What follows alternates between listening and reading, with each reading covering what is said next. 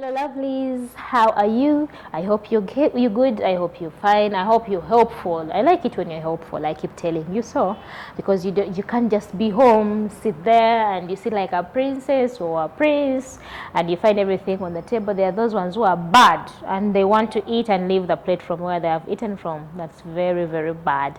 If you're my friend, that means you're supposed to be a good child. Well, we started talking about plants. We're still talking about plants. And let's see what we did last time. Our question number one was mention the two groups of plants. And we said there are two groups of plants. We have the flowering and the non-flowering plants. Don't get confused, flowering and the non-flowering plants. There are those ones that bear flowers and those that do not. Question number two was, what are flowering plants? Flowering plants are plants that bear flowers. Bear. Do you still remember the word bear?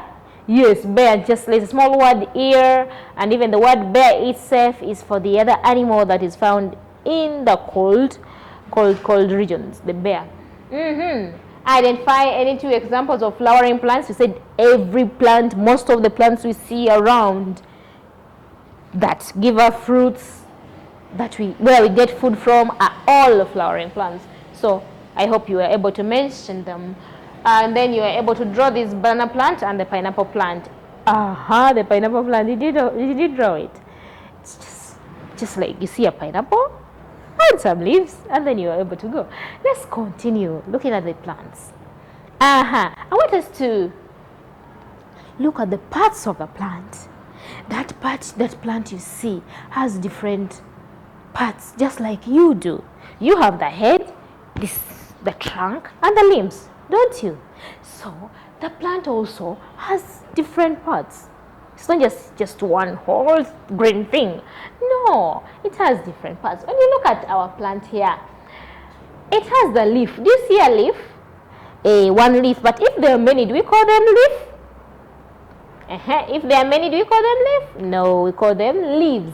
So my arrow was just pointing on one leaf, that's why I said leaf. But if the arrow is pointing at more than one leaf, you can say leaves. All right, then from there, do you see this? This is a fruit. These red ones, these are fruits, okay? But it's pointing at only one, so I'm calling it fruit. Have you seen the word fruit? Let's spell the word fruit. Fruit, F-R-U-I-T.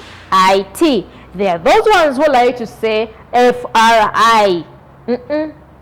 It's fruit. And there are those ones who like calling it fruit. I don't know where you're getting that accent. It's not fruit, it's fruit.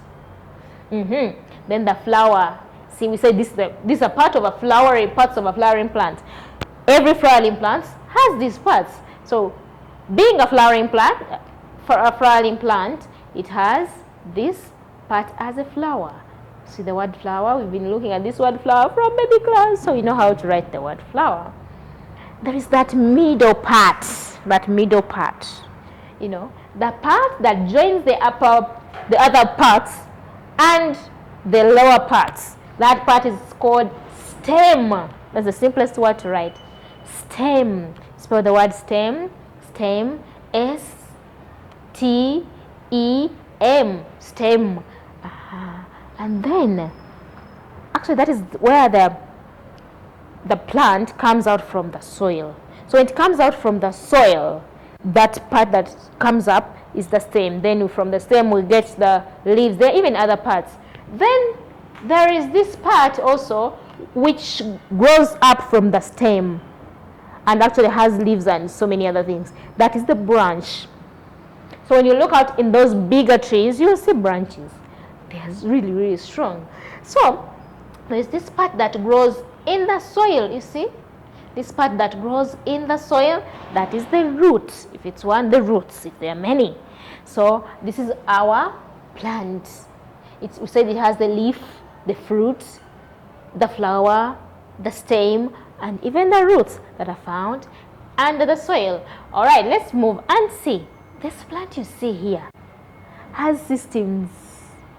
There are some parts we put in one system and the other we put in another system. So this plant, you see, the plants, the flowering plants, have got two systems. We have that system that shoots out of the ground, and that part is called the shoot system because it shoots out of the ground. We call it shoot system. And every part that is up, every part, we've talked about the parts of a plant. You see the plant? Every part that comes from here going up is in the shoot system. Now, can you see them? Those parts in the shoot system? Yes, because it is shooting. When you're shooting, you're supposed to shoot up. You can't shoot down. No, you shoot up. So every part you see up above the ground is a shoot system. And then let's see another system. We said the shoot system has parts like leaves, branches, stem, fruit, flower. All these ones are parts of a plant. So every part that shoots out of the ground is a part of a shoot system. Because we shoot up, we don't shoot down. So every other part, there's only one part remaining that is found in the ground, and that is the root. And that system is called root system. So you have two systems of a plant. We have the root system and the shoot system. Let's see, are they useful? Are these parts useful? Or they're just for the sake of having them? Are they useful to a plant? Let's see.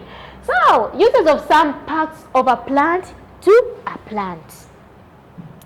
Uses of some parts of a plant to a plant. Well, let's see. Leaves. How important are leaves to a plant? Yes. These leaves you see here store food for the plant. Some leaves store food for the plant, and then can you survive without food? Likewise with the plants. Yes, the plants make food, but there are also some leaves that store that food, the excess food for the plant, and then the plant can consume that food. Also, these leaves you see help plants to breathe. So what did you think was the breathing part of a plant? Does it have a nose? Does it have lungs? So where do you think it breathes from? Actually, those leaves you see help it to breathe, because on those leaves is where the breathing organ of the plant is, and the breathing organ of the plant is here. See this word? Let's read it. Stomata. The word is stomata.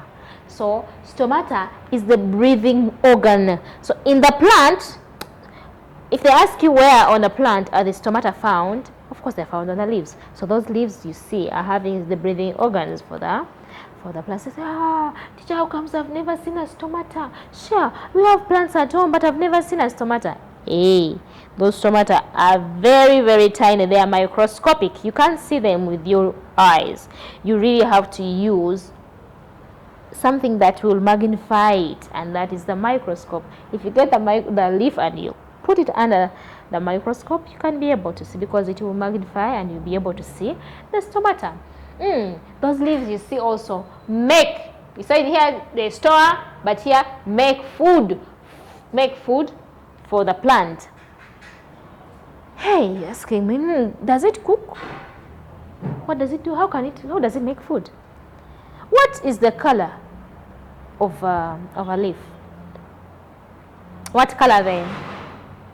Well, they are green, like you've said. Plants are green and their leaves are green. Those leaves are green because of a certain, get ready for this word. This word is called chlorophyll. Say it. Chlorophyll. Chlorophyll is that green color in a plant. It's actually what helps the plant to make their own food. The plants make their own food, and we people come and get the food from them. So they are very, very important to us. They make their own food using that green color and sunlight. They use green color and sunlight. I'm giving you another one. Get ready for this other word. So when the green the green color in the plant and the sunlight make food. That process is called photosynthesis. It's called? Try it. Photosynthesis. So the photosynthesis is when the green plants make their own food using sunlight energy and the chlorophyll, the green color. Let's continue and see. How about the roots? Are they useful to a plant? These roots you see here hold the plant family in the soil. If the plant did not have the roots, and then you can imagine the wind has come and then blows it away, and then can it survive? No, if it don't have the, and even if those roots are not strong enough, it will not survive. So that's why you see wind can come and blow off the roofs of the houses, and then the plant stays. Yes, it's because it has those tough roots that are holding it firmly into the soil. So roots are just not, they are also useful to a plant. Also, these roots you see here, plants use water. They use water. So where do they get their water from? When you pour the water in the soil, is there anybody who comes with a cup and feeds it? Like, open your mouth and I feed you? No. So the plants use the roots to suck water and mineral salt from the soil, and then it will be able to use it. Let's move to the stems, that middle part, stem. The stem holds the leaves and branches. So if we don't have the plant did not have the stem, where would the leaves and branches be held? What will be holding them? Nothing. That's why the leaves and the branches are being held by the stem. So the stem is very important. Still, this stem you see, some stems actually also store food for the plant. So they are just not for decoration. Every part you see on the plant is not a mistake. It's supposed to be there. It's important. All right. I hope I have a little simple activity for you, and this is it.